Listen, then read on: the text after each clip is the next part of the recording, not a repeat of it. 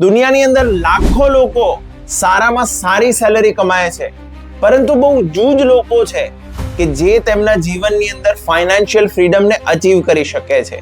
શું કારણ છે તેના પાછળનું? પરંતુ યાદ રાખજો, higher income is not equal to wealth. Wealth is always equal to income plus financial decisions plus investments plus mindset. મિત્રો, મિડલ ક્લાસ લોકો કંઈ પણ કરે છે તો એમના માઇન્ડમાં સતત એવું ચાલે છે, જો મારો લોસ થઈ ગયો તો. You become the product of 5 people by whom you surround yourself. તમારી જાતને પૂછો કે તમારા મિત્રો વધારે કેવી વાતો કરે છે. તમારા સર્કલને વાઇઝલી ચૂઝ કરો, કારણ કે જો તમારું સર્કલ નહીં બદલાય, તમે નહીં બદલાવ. તમારી જાતને પૂછો, when do you want to be a financially free? નમસ્કાર મિત્રો, આ વીકના એપિસોડની અંદર આપણે ડિસ્કસ કરવાના છીએ કે શા માટે મિડલ ક્લાસ લોકો મિડલ ક્લાસ જ રહી જાય છે. હું તમારી સાથે ડિસ્કસ કરીશ આવનારી ગણતરીની મિનિટોમાં એવી 7 હેબિટ્સ કે જેના કારણે મિડલ ક્લાસ હંમેશા પુઅર જ રહે છે. મિત્રો, આ જે વિડીયો છે ને એ પૈસા વિશે નથી, પરંતુ પૈસાના પ્રોગ્રામિંગ વિશે છે. દુનિયાની અંદર લાખો લોકો સારામાં સારી સેલરી કમાય છે, પરંતુ બહુ જૂજ લોકો છે કે જે તેમના જીવનની અંદર ફાઇનાન્શિયલ ફ્રીડમને અચીવ કરી શકે છે. શું કારણ છે તેના પાછળનું? કારણ એ છે કે લોકોની ઇન્કમ તો વધે છે, પરંતુ માઇન્ડસેટ નથી બદલાતું. 99% મિડલ ક્લાસ લોકો રીચ ક્લાસમાં નથી જઈ શકતા. તેનું એક એવું કારણ છે કે એ લોકોને એવું લાગે છે કે હું વધારે પૈસા કમાઈશ એટલે રીચ ક્લાસ વેલ્ધી બની જઈશ. પરંતુ યાદ રાખજો, higher income is not equal to wealth. Wealth is always equal to income plus financial decisions plus investments plus mindset.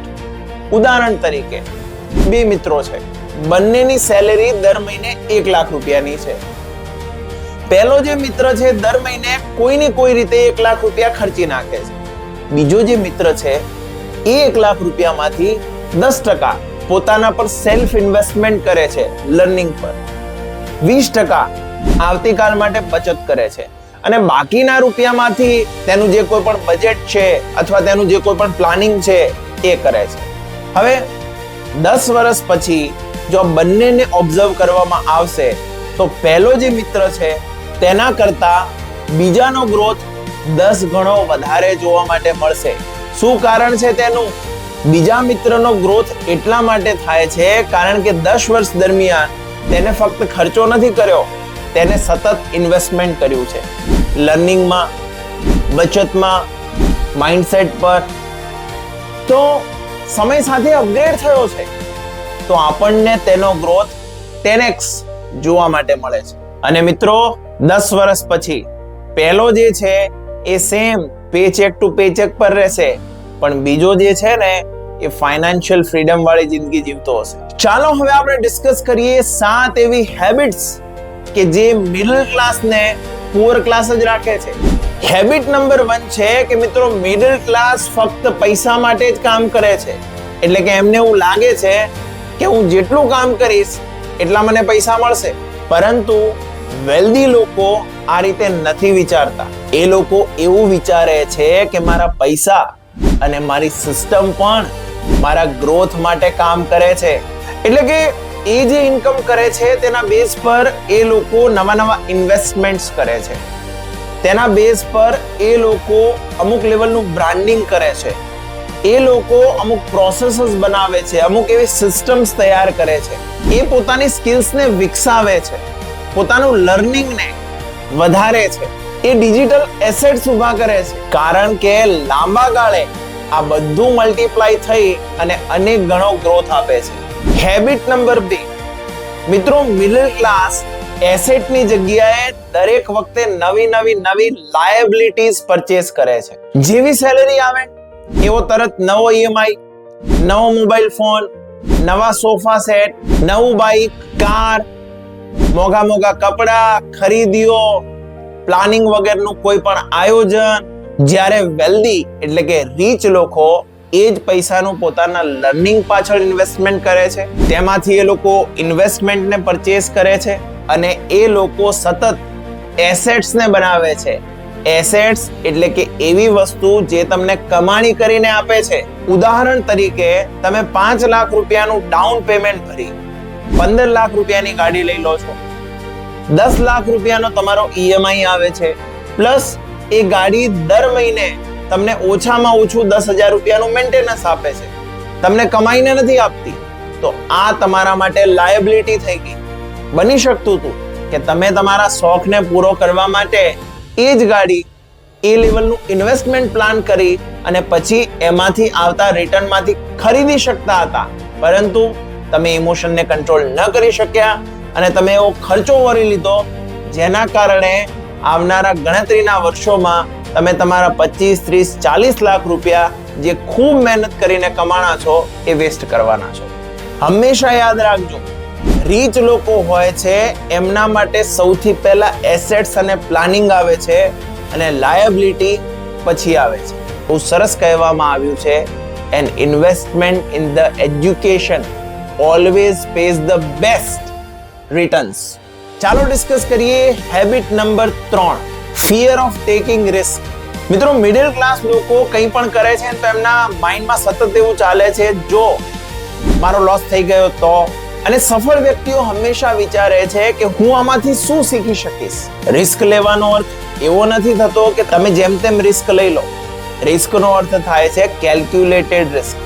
પરમ પૂજ્ય પ્રમુખ સ્વામી મહારાજ ખૂબ સરસ વાત કરતા કે વ્યવહારિક કાર્ય 5 જણને પૂછીને કરો, પરંતુ 5 જણની અંદર એવા વ્યક્તિઓ હોવા જોઈએ કે જે સફળ હોય અને તેને જે તે ક્ષેત્રનું નોલેજ હોય, અને પછી ત્યાંથી જો કન્ફર્મેશન આવે તો એ રિસ્ક લેવું જરૂરી છે. કેલ્ક્યુલેટેડ હોય, પરંતુ જ્યાં સુધી તમે રિસ્ક નથી લેતા, જ્યાં સુધી તમે કોઈ નવું આયોજન નથી કરતા, ત્યાં સુધી તમને નવા પરિણામો પણ નથી મળતા. 2 મિત્રોએ ભેગા થઈને નક્કી કર્યું કે આપણે બિઝનેસની શરૂઆત કરીએ. એમાં એક જે મિત્ર હતો એ થોડો બુદ્ધિશાળી હતો, તેને વાત કરી કે આપણે દૂધનો બિઝનેસ જે છે એ શરૂ કરીએ, કેટલ ફીલ્ડ. અને એને આખું પ્લાનિંગ સમજાવ્યું અને એ પ્રમાણે કહ્યું કે આપણે બંને જણા જે છે એ આ રીતે સૌથી પહેલા 2 ભેંસ ખરીદીશું, પછી એમાંથી જે દૂધ આવશે દૂધને આપણે ભરાવીશું, પછી આમ જઈને આપણું પોતાનું ડેરી ફાર્મ ને બધું તૈયાર કરશું. એને આખું પ્લાનિંગ આપ્યું અને કેવી રીતે આપણે આવનારા 5 વર્ષની અંદર ફાઇનાન્શિયલી ફ્રી થઈ જશું, સ્ટેપ બાય સ્ટેપ આખો પ્લાન આપ્યો. બીજો મિત્ર ખૂબ જ એક્સાઇટેડ થઈ ગયો, ઘરે ગયો અને ઘરવાળીને વાત કરી કે જો મારી પાસે તો જોરદાર પ્લાનિંગ છે અને આવનારા 5 વર્ષની અંદર તો આપણે કોઈ વાતની ચિંતા જ નહીં રહે, આપણે ફાઇનાન્શિયલી ફ્રી થઈ જશું. પેલી ઘરવાળી પણ બહુ રાજી થઈ ગઈ, બધું ડિસ્કશન કર્યું. પછી ઘરવાળીના માઇન્ડની અંદર એક ડાઉટ આવ્યો અને એને કહ્યું, હે અલ્યા, આપણે ભેંસ તો લાવશું, પણ કદાચ ભેંસ જો મરી ગઈ તો આપણે આના પર જે 50,000 રૂપિયા અત્યારે ખર્ચો કરીએ છીએ એનું શું? પેલાને વિચાર આવ્યો, વાત તો સાચી છે. બીજા દિવસે મિત્ર પાસે ગયો, મિત્રએ કહ્યું કે થઈ ગયું ડિસ્કશન તો થઈ ગયું, પણ પ્રશ્ન એવો છે કે અત્યારે તો આપણે ખર્ચો કરીએ પણ ભેંસ મરી જાય તો? હવે પેલો પણ સાચો હતો, એટલે પહેલા મિત્ર જે હતા એ તો કંઈક બોલી જ ન શક્યા, કારણ કે વાત તો સાચી છે. એટલે એમને કહ્યું, જો હવે ભેંસ મરે કે ન મરે તો ખબર નથી, પણ ધંધો શરૂ કરવો હશે તો આટલું તો કરવું પડશે. તો પેલા બીજાએ કર્યું નહીં, પણ પહેલાએ કર્યું. બન્યું એવું કે અમુક ગણતરીના વર્ષોની અંદર પહેલો જે મિત્ર હતો એ બહુ આગળ નીકળી ગયો અને બીજો પાછળ જ રહી ગયો. અને જ્યારે અમુક વર્ષો પછી બંનેની મુલાકાત થઈ અને બીજાએ પહેલાને પૂછ્યું કે ભાઈ, બધું કેવી રીતે આટલું બધું બદલાઈ ગયું? તો એને એમ કહ્યું કે એ દિવસે તારી ભેંસ મરી ગઈ પણ મારી હમણાં સુધી જીવે છે.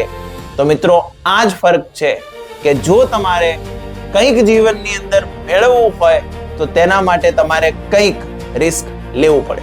હેબિટ નંબર 4, એ લોકો શીખવાનું બંધ કરી નાખે છે. મોટા ભાગના લોકો એમને નોકરી મળી જાય ને પછી શીખવાનું બંધ કરી દે છે. પરંતુ યાદ રાખજો, સમય સાથે માર્કેટ સતત બદલાયા કરે છે. 2 પ્રકારના લર્નિંગ છે. એક તમારું હોરિઝોન્ટલ લર્નિંગ જે તમે સ્કૂલ કે કોલેજમાં કર્યું છે, બીજું વર્ટિકલ લર્નિંગ જે તમને તમારા ક્ષેત્રની અંદર ઇમ્પેક્ટ અને ઇન્કમના નેક્સ્ટ લેવલ સુધી લઈ જઈ શકે છે. મોટા ભાગના લોકો વર્ટિકલ લર્નિંગની અંદર ઇન્વેસ્ટમેન્ટ નથી કરતા. યાદ રાખજો, તમારી સ્કિલ અને તમારા માઇન્ડસેટ કરતા ₹1 પણ તમને વધારે નથી મળવાનો. કારણ કે મની હંમેશા વેલ્યુ લેડરને ફોલો કરે છે અને વેલ્યુ લેડર હંમેશા લર્નિંગને ફોલો કરે છે. તો નો લર્નિંગ, નો મોર અર્નિંગ. આ સિદ્ધાંત ધ્યાનમાં રાખો અને સેલ્ફ ઇન્વેસ્ટમેન્ટ વધારો. કારણ કે દુનિયાનું સૌથી મોટામાં મોટું એસેટ રિયલ એસ્ટેટ નથી, ગોલ્ડ નથી, તમે છો.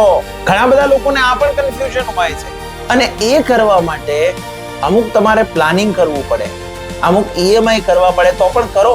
પણ હા, તમને તમારી જાત પર વિશ્વાસ હોવો જોઈએ.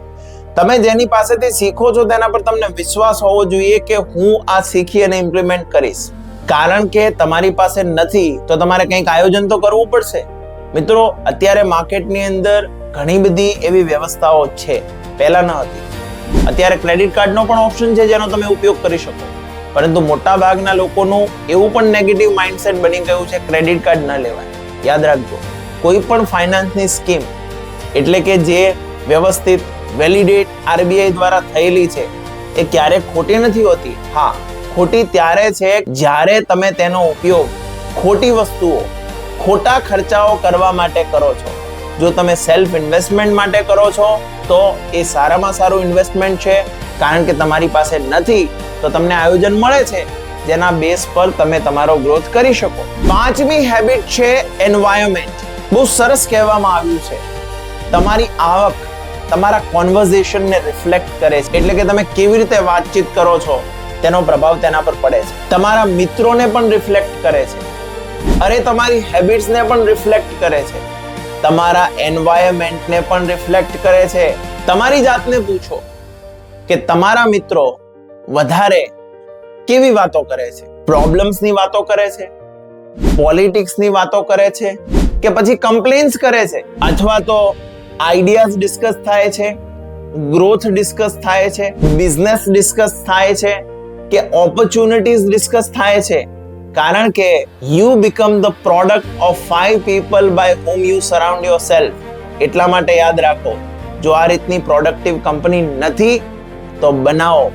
તમારા સર્કલને વાઇઝલી ચૂઝ કરો. કારણ કે જો તમારું સર્કલ નહીં બદલાય, તમે નહીં બદલાઓ. Habit number 6.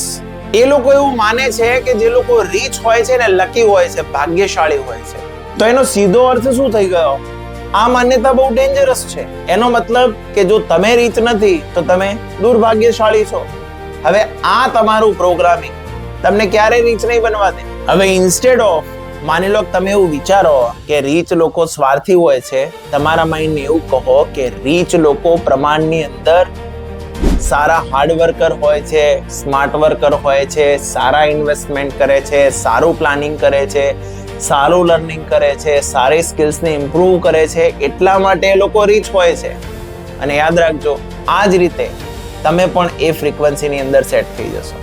Habit number 7. નો ફાઇનાન્શિયલ વિઝન.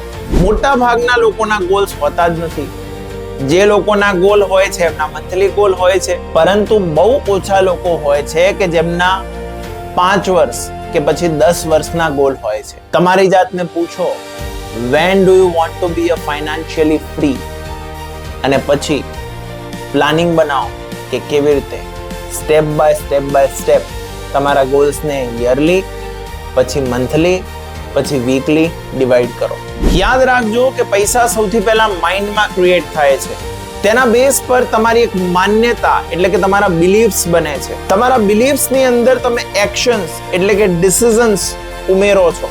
તમારા ડિસિઝન્સ તમારી હેબિટ્સ બનાવે છે. તમારી હેબિટ્સ તમારી સ્કિલ્સને રિપ્રેઝેન્ટ કરે છે અને તમારી સ્કિલ્સ એ તમારા ઇન્કમને ઇક્વિવેલન્ટ હોય છે.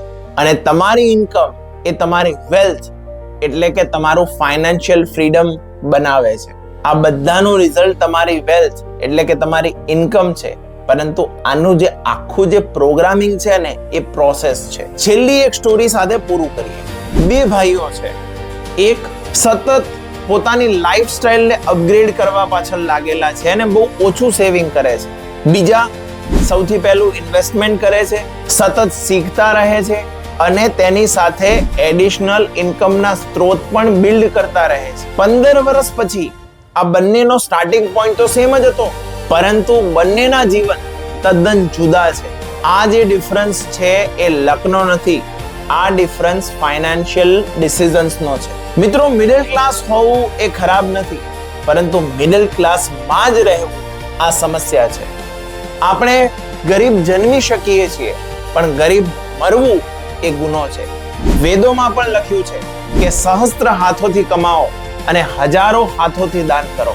પૈસો ખરાબ કે સારો ત્યારે જ હોય છે કે ડિપેન્ડ કરે છે કોના હાથમાં છે. જો વાઇઝ લોકોના હાથમાં છે તો એ લોકો તેના બેઝ પર એટલા બધા સારા ફ્રૂટ્સ ક્રિએટ કરે છે કે જે ઘણા બધા લોકોને સુખ, સમૃદ્ધિ અને આનંદ આપે છે. એ જ રીતે તમારું કામ છે કે તમે સારામાં સારી વેલ્થ ક્રિએટ કરો અને તેનાથી તમારું જીવન તો તમે સમૃદ્ધ બનાવો, પરંતુ બીજાને પણ મદદ કરો આગળ વધવા માટે.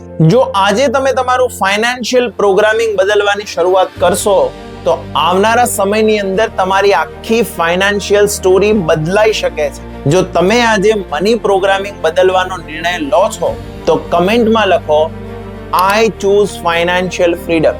અને જો વિડીયો તમને પસંદ આવ્યો હોય તો ખાસ આને લાઈક કરજો, કમેન્ટ કરજો, ચેનલને સબસ્ક્રાઇબ કરજો અને આ વિડીયોને વધારેમાં વધારે લોકો સાથે શેર કરી અને હેલ્પ કરજો અમને, કારણ કે અમે લોકોને એજ્યુકેટ કરી શકીએ કે એ લોકો મિડલ ક્લાસમાંથી રીચ ક્લાસમાં કેવી રીતે આવી શકે. Thank you so much. Have a great day. અને એવરી ફ્રાઈડે આપણે આવો જ એપિસોડ લઈને આવીએ છીએ. તો stay tune. Wish you love and success.